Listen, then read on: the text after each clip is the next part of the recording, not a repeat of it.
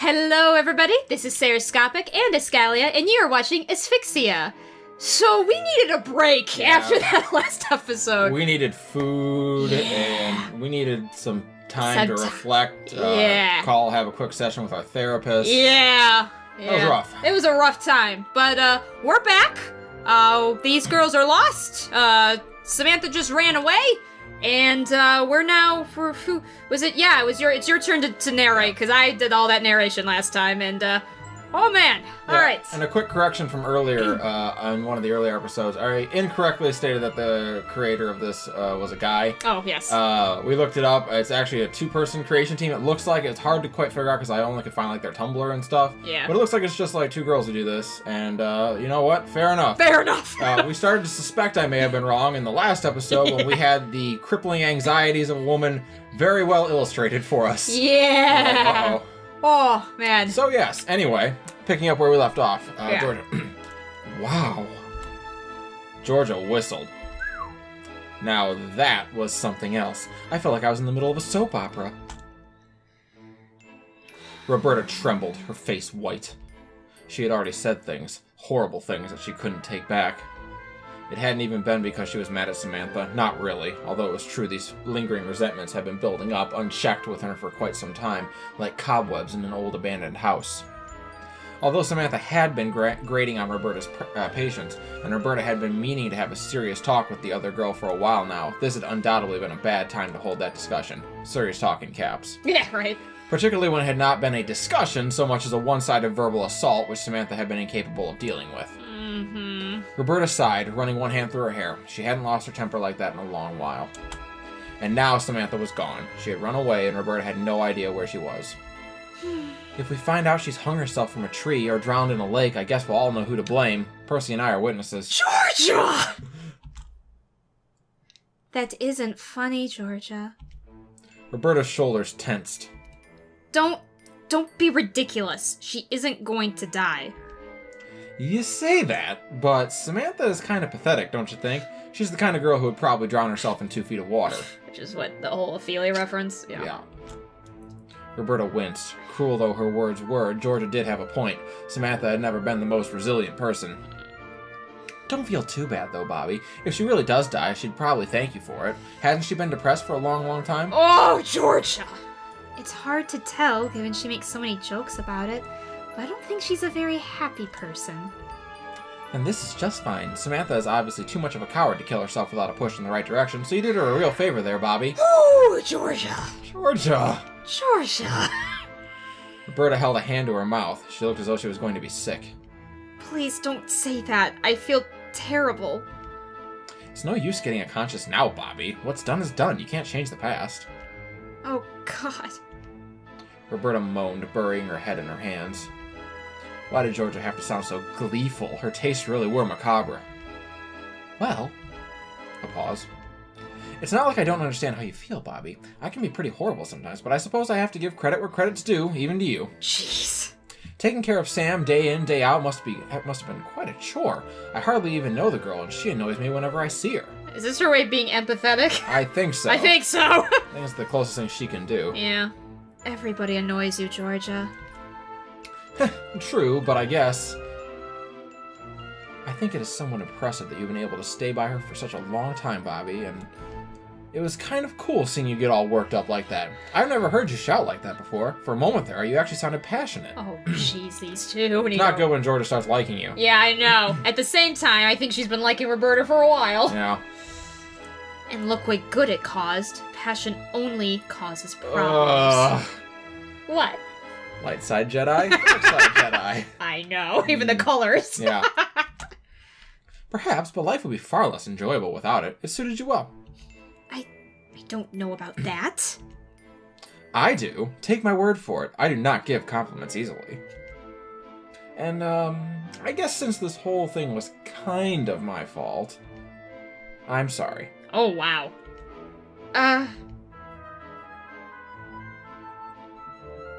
Oh, I'm sorry. Roberta let her hands fall from her face. A small, tentative smile began to tug at the corners of her lips. Maybe Georgia wasn't that bad after all. Maybe. I think she is. Well, thank you? No problem. I'm beginning to get a little worried, though. Worried? You? I hardly believe it. There's a first time for everything. I have been thinking. Georgia placed one hand underneath her chin, pondering.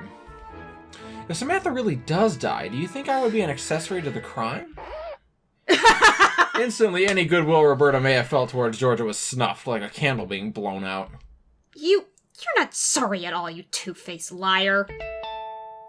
Beep, beep.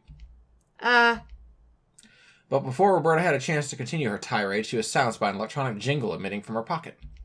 It was her phone, her poor, much-abused phone. It was working again. That's good. After being thrown in manure. Samantha ran as fast as her legs would carry her. She didn't know where she was going, and she didn't care. She just wanted to get away. To escape. But what she really wanted to escape from, she could never leave. How could she part with her own mind when her mind was what made her who she was, diseased though it may have been? It wasn't possible. The wind ran through her hair and stung her cheeks, painting them red. A sharp, metallic taste filled her mouth. Saliva rose to her throat, sharp and bitter. She tried to swallow it down, but this only made her feel worse. Her stomach hurt. It felt like a small monster was nesting inside her, tearing at her insides with its sharp claws and serrated teeth. She winced, coming to a halt by a large tree. She pressed one hand against its bark, a comfortingly solid presence, and doubled over. The other hand held her against her stomach. Tears gathered in the corner of her eyes, salty like sea air. Samantha never seemed to run out of tears. She was like a banshee. She could cry for hours, and she didn't even need a reason to. Sometimes she broke down while doing the most mundane of tasks, balling her socks or brushing her teeth, and she had no idea why. Oh, that was me! One day, perhaps she would cry so much she would float away in a sea of her own tears, just like Alice. I was such a crybaby growing up, Yeah? and so I'm just like, oh jeez, yep. Maybe she'd be happier like that. She'd always hated living in London. I was less dramatic, but Yeah. I cried over spilled milk. I cried over not having enough money to buy milk once. Oh. Not a joke. Nice. I was mad at myself when it happened. Samantha's stomach churned. The unpleasant aftertaste of those highly caffeinated energy drinks was coming back to haunt her. Roberta had been right. She shouldn't have drunk so much. Why had she drunk so much? It was because she didn't know her own limits. She shouldn't have felt this bad, though. She hadn't even drunk any alcohol. This was pathetic. She was pathetic. No wonder Georgia made fun of her. No wonder Roberta got mad at her. No wonder Lillian hated her. New tears began to drip down Samantha's cheeks. Her stomach hurt. She couldn't breathe. Was she having a panic attack? Maybe it was because she was going to be sick and she did not want to be. She didn't have to be. She was stronger than that. She was. Wasn't she? Probably not. Her throat burned. Her mouth kept filling with bile despite her efforts to swallow it back down. She leant her body against the nearby tree trunk, pressing her hand against it hard for support. Her palm hurt. Had she scratched it against the tree? Maybe she was bleeding. She didn't know. Oh, jeez. What she did know, however, Close your eyes. was that approximately 5 seconds later she was sick. Horribly, painfully, seemingly endlessly sick as she vomited everything she had eaten over the last 8 hours onto the ground. Woo! Thankfully, what she had eaten did not constitute very much. Yeah. Her vomit was clear, almost entirely liquid, but it still burnt her throat when it came up. Not a fun time. Oh well, never mind. She had experienced worse. Okay, Okay, moved on. moved on from that. Okay. Samantha wiped her chin with the back of her arm and straightened up, or at least she attempted to. The moment she did, she was attacked by a sudden spell of dizziness that almost knocked her off her feet. Well, that makes sense. Maybe she should have gotten more sleep last night. Why hadn't she gotten more sleep? Samantha liked sleeping. It was one of her favorite states of being. Okay. Yep. But getting to sleep had been hard lately. Being Samantha in general was hard, but at least the last 3 months had been more painful than most. Samantha sniffed and wiped her eyes. They felt red and raw, and rubbing them only made them hurt. Where was she, anyway? The backgrounds are interesting. They're like unfinished oil paintings. Yeah.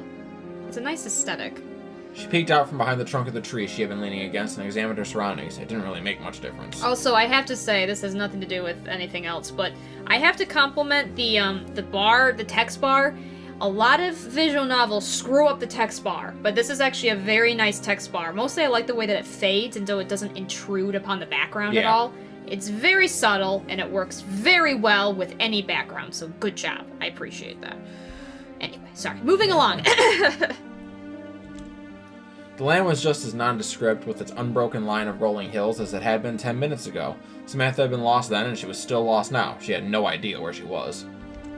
Beyond the large tree trunk, the boughs still stripped bare from the winter, she could see a lake. The surface was dark and murky, like black tea inside a teacup. The wind whistled over the top of the water, making it ripple. Oh, no. It was soothing. Pretty. Other people may have deemed this sight decidedly unremarkable and walked on, but Samantha had always found these visions of nature comforting. Maybe it was because of her childhood. It reminded her of home. The peace and quiet of the countryside, the absence of all other human life, made her feel like an explorer on a newly discovered alien planet. She far, far preferred it here. It was much nicer than the city.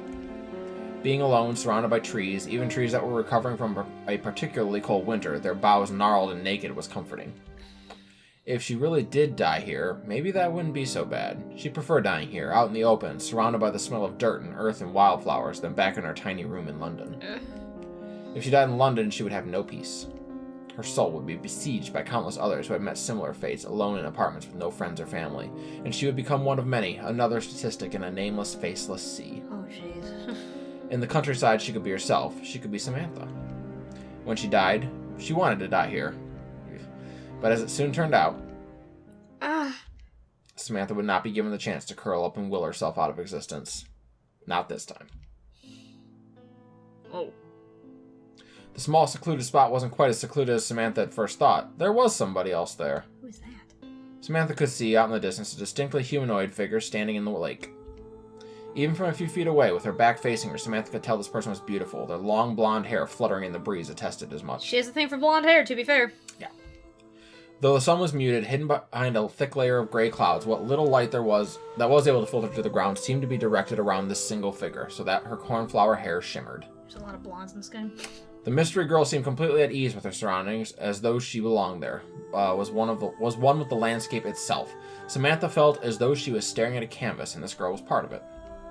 To remove the girl from this scene, you would need to cut a hole out of the lake itself, leaving a vast scar of abject nothingness running through the countryside.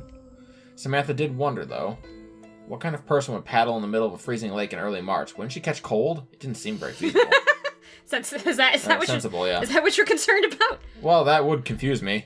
Maybe then this beautiful girl was not a human girl at all. Maybe she was a fairy, or perhaps an elf, a magical creature descended to Earth from an enchanted sylvan kingdom. I suppose that makes sense. Yeah. Samantha stood there, staring, watching. Her heart hammered painfully inside her chest, threatening to splinter her ribs. This is the part where the fairy is going to give us the power to make a girl fall in love with us. There we go. Lady of the Lake, help us out. Was it just her imagination, or was her heart beating far, far too loud? Oh yeah, maybe she'll give us a sword and we'll be queen. Yeah, exactly. Whew. What if the mystery girl heard her? What would happen then? Would she cast a spell on her, bewitch her?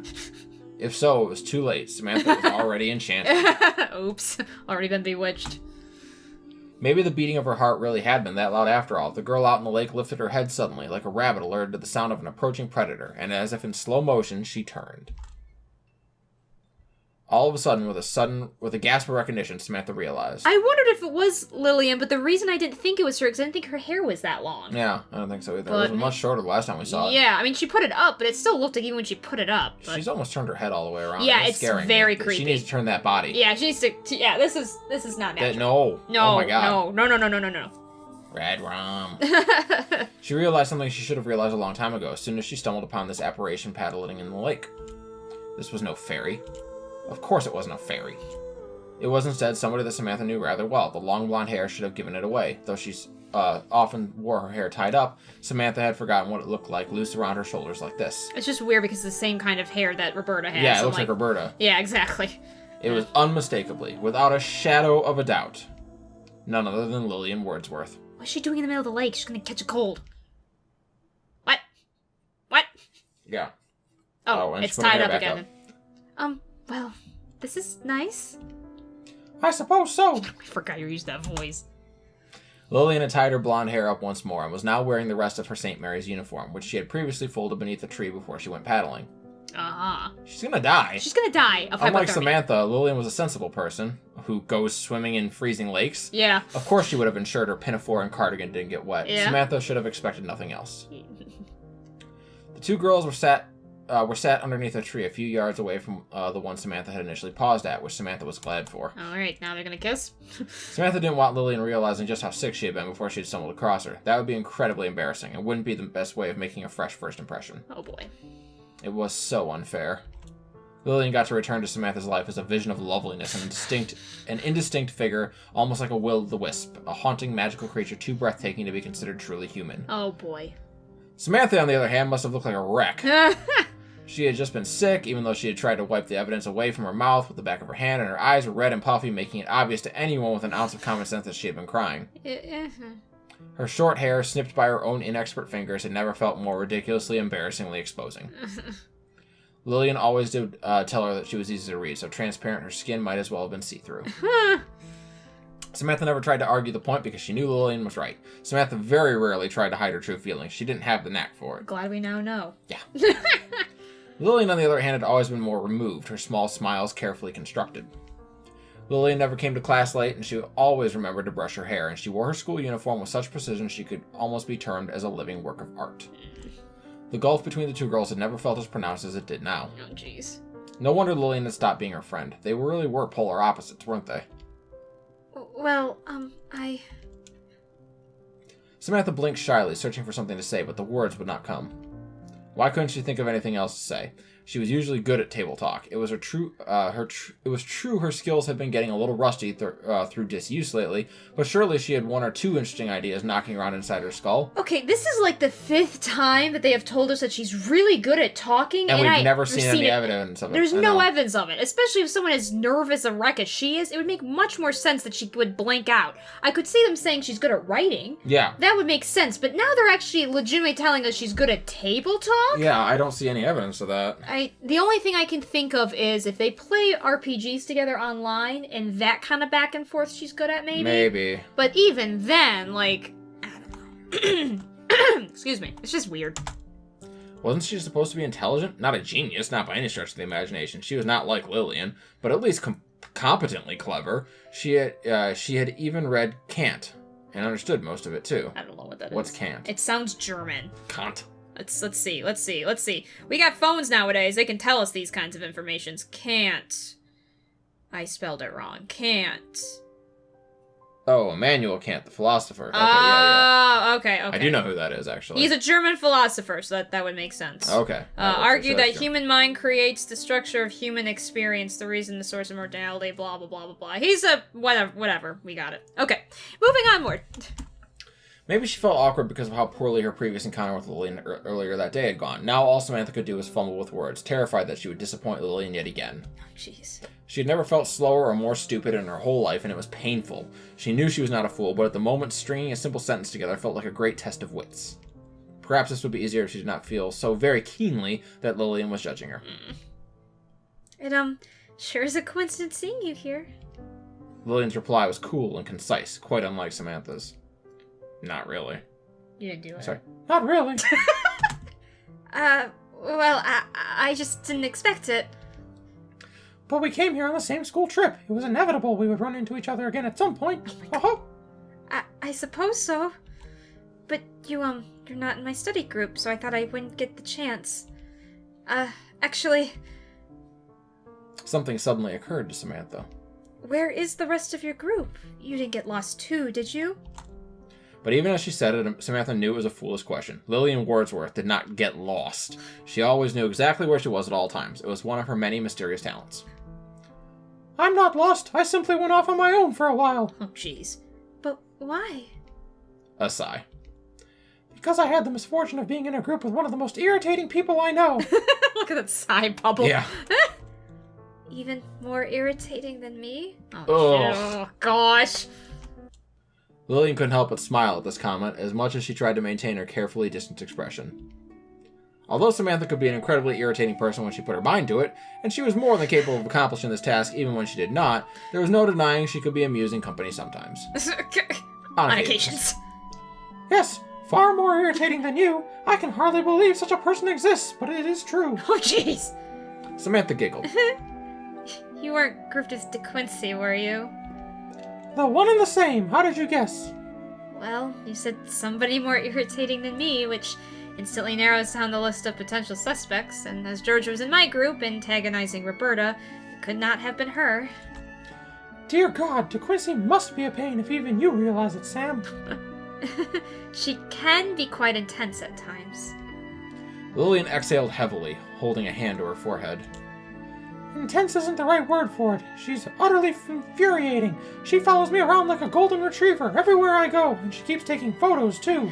Lillian, like, I don't know what happened to make them separate, but I'm wondering if a lot of this, like, supposed Lillian hates you is a bit kind of overblown by In her Sam. head, yeah. Yeah, like, because I don't, like, Roberta's also, I mean, she didn't like Lillian in the first place, so Yeah. it could have been she's just like, oh, Lillian pissed you off? Well, yeah, then, you know, I hate her too, kind of thing. Yeah. But I'm wondering how much, like, maybe they did kind of a mini argument, and then Samantha, like, freaked out. And maybe Lillian was kind of like, I don't really want to deal with you right now, but I'm wondering how seriously it was. How serious the argument actually was, yeah. I'm surprised she hasn't asked for a blood sample yet, or a hair from my head. Maybe she takes them when you're asleep, then writes about it on her blog. Please don't remind me about her blog. How could I not? It was so incredible. I think about it at least once every day. I'm sure she posted enough personal information about me on there to warrant a restraining order. Oh, jeez, DeQuincy. Well, at least she has good taste. She clearly recognizes her genius. She's a big, big fan of your poetry, you know? I'm wondering if the problem is that Samantha put her on a pedestal. Seems like it. I know, and I am somewhat proud of my writing was able to make such an impact on somebody, but, Well, she doesn't seem that awkward about it. I don't know. when it's at the expense of my own privacy, it does become somewhat unsettling. Well, I think she's taken down that blog now. Are you sure? I did ask her. I didn't think she would listen to me, given she never seems to listen to anybody, but it seemed to work. How were you able to get rid of DeQuincy anyway? She's so devoted, I'm surprised she didn't follow you here. I'm not particularly proud of my actions. Oh, does that mean you did something underhanded, Lillian? I simply did what needed to be done. If I had not extricated myself from the situation, I fear I could have done some things I would later come to regret. That's a long sentence for saying if I didn't remove myself, I was gonna hit her. Yeah. I would have punched her square in the face. You can try to dress it up however you want, but you're only making me more and more curious. Just what exactly did you do? Well, I may have bumped into her whilst we were walking, quite accidentally, of course. Of course. And because of this purely accidental, unavoidable event, she may have fallen over and twisted her ankle. Jesus! Oh, you attacked her. Yeah. Whoa. Samantha whistled, impressed despite herself. She must have fallen pretty hard. Hard enough. Doesn't that count as assault? It wasn't assault. I already told you it was an accident. I feel a great deal of remorse about it. Oh my god. You can tell from the tone of my voice. Yes. Though Samantha found it amusing, this was rather unexpected news. Lillian was usually too disaffected to allow other people to get under her skin like that. DeQuincy really must have been annoying her for her to resort to violence like that. Though Samantha's own relationship with DeQuincy was rather complicated, she was not sure if she could commend Lillian's actions. Was she going to let Lillian get away with such an underhanded act? Which we will choose in the next episode because we're running over time. So thank you guys for watching. Whew, trying to settle down. This is a little more, some of us lighthearted, but better than the last episode. Yeah, it's less depressing than the last episode was. Oh man! All right, thank you guys for watching, and remember, peace, joy, love, and koi, everybody.